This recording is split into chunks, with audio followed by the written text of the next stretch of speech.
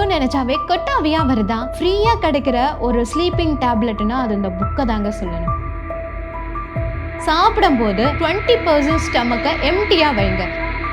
தனுஷ் கூட ஒரு படத்துல சொல்லுவார்ல, MP3ல வர 2000 பாடலை நம்ம மனப்பாடம் பண்ண முடியுது, இந்த 2 அடி திருக்குறளே நம்ம மண்டையில ஏறவே மாட்டேங்குது. படிக்கணும் அப்படின்னு நீங்க முடிவு பண்ணிட்டீங்க அப்படின்னா நம்ம கண்கள் வந்து டயர்ட் ஆயிடும். இப்போ வண்டி ஓட்டிட்டு போகும்போது கூட வண்டிக்கு பெட்ரோல் போடலைன்னா எப்படி ஓடும்? இதெல்லாம் பண்ணிட்டு அடுத்த நாள் நான் நல்லா படிக்கணும், தூங்காம படிக்கணும்னு ஆசைப்பட்டா இதெல்லாம் பேராசையா நமக்கே தோணாதா?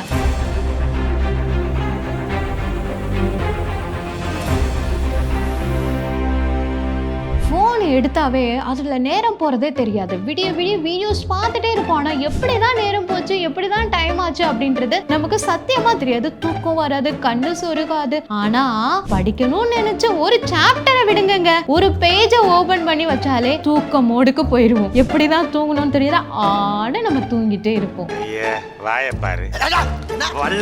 இப்போ நம்மள பல பேருக்கு ஃப்ரீயா கிடைக்கிற ஒரு ஸ்லீப்பிங் டேப்லெட்னா அது இந்த புக்கை தாங்க சொல்லணும்.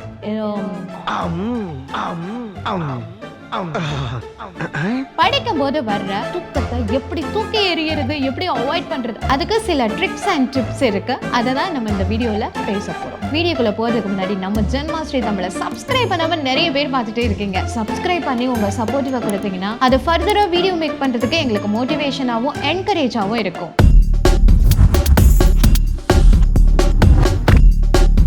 ஃபர்ஸ்ட் ஒன், இன்ட்ரெஸ்ட்டை கிரியேட் பண்ணணும். தனுஷ் கூட ஒரு படத்துல சொல்லுவார்ல, MP3ல வர 2000 பாடலை நம்ம மனப்பாடம் பண்ண முடியுது, இந்த 2 அடி திருக்குறளே நம்ம மண்டையில ஏறவே மாட்டேங்குது அப்படின்னு சொல்லிட்டு. அது கரெக்ட் தான். அதுக்கு காரணம் என்ன? ஒரு பாட்டை நம்ம வந்து பிடிச்சிருக்கு, அதை லைக் பண்றோம், லவ் பண்றோம், அதை ஹம் பண்ணிட்டே இருக்கோம். அதே மாதிரி ஸ்டடீஸ்ல நமக்கு இன்ட்ரெஸ்ட்டை நம்ம கிரியேட் பண்ணோம் அப்படின்னா கண்டிப்பா நம்மளால படிக்க முடியும், படிப்புல ஜெயிக்க முடியும். இன்ட்ரெஸ்டே இல்லாம புக்கை திறந்து யாரோ படிக்க சொல்றாங்க அப்படின்னு படிக்கிறதுனாலதான் நிறைய டைம்ல நமக்கு வந்து தூக்கம் வருது, தூங்கி போறோம். அதனால ஃபர்ஸ்ட் ஒன், இன்ட்ரெஸ்ட்டை நீங்க கிரியேட் பண்ணுங்க.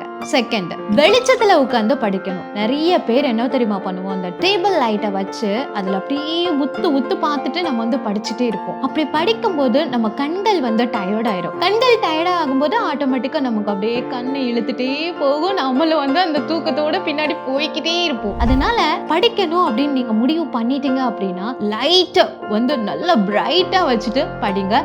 தென் உங்களுக்கு வந்து ஸ்பேஷியஸான அந்த பிளேஸ் இருக்கணும், காற்று வந்து வரணும், தேவையான ஆக்சிஜன், நல்ல காற்று தான் நமக்கு வந்து கொடுக்கும். அதனால அந்த மாதிரியான இடத்துல நீங்க உட்காந்து படிங்க. சாப்பிட்ட உடனே படிக்கிறத அவாய்ட் பண்ணுங்க.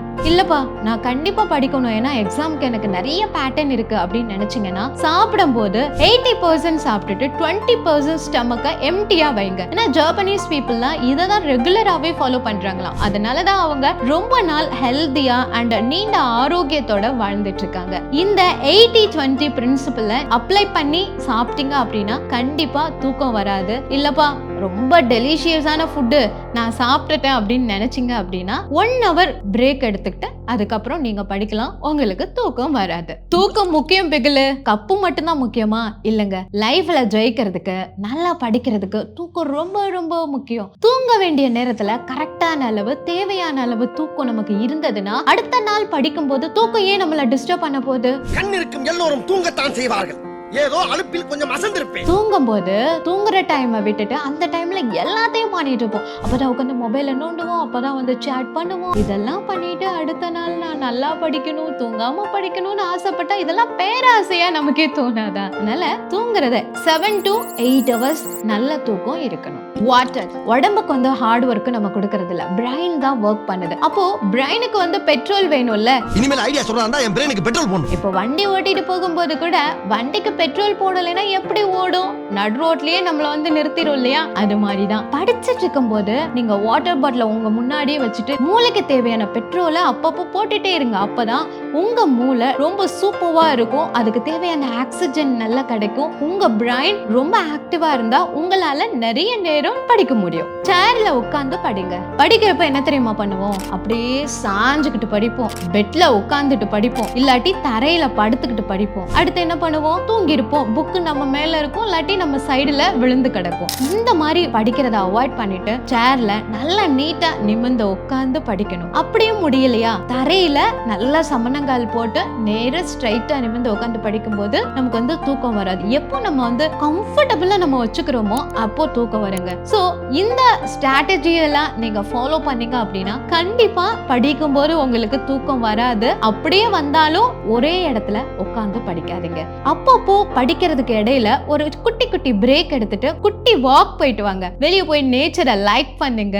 ஒரு வெயில் வந்தா அதை பாருங்க, மழை வந்தா அதுல நனைங்க. அதுக்குன்னு ரொம்ப நனைஞ்சிட்டு ஜுரம் வந்துருச்சு அப்படின்னு எல்லாம் சொல்லிடாதீங்க.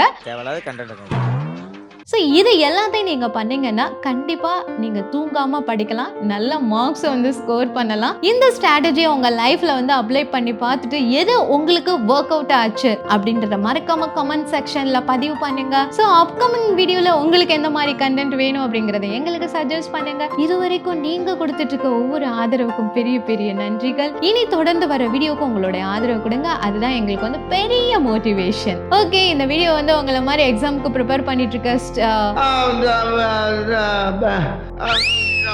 தேவையில்லாத ஐடியாலாம் கொடுத்துட்டு நம்மளை இறக்கி விட்டு படிக்க பார்க்கறானே, இவங்கிட்ட போய் நான் என்னத்த பேசுவேன்? உங்களை மாதிரி எக்ஸாம் ப்ரிப்பேர் பண்ணிட்டு இருக்கிற ஒவ்வொரு ஆஸ்பிரண்ட்ஸ்க்கும் ஸ்டூடெண்ட்ஸ்க்கும் மறக்காம ஷேர் பண்ணுங்க. Stay curious. தேங்க்யூ.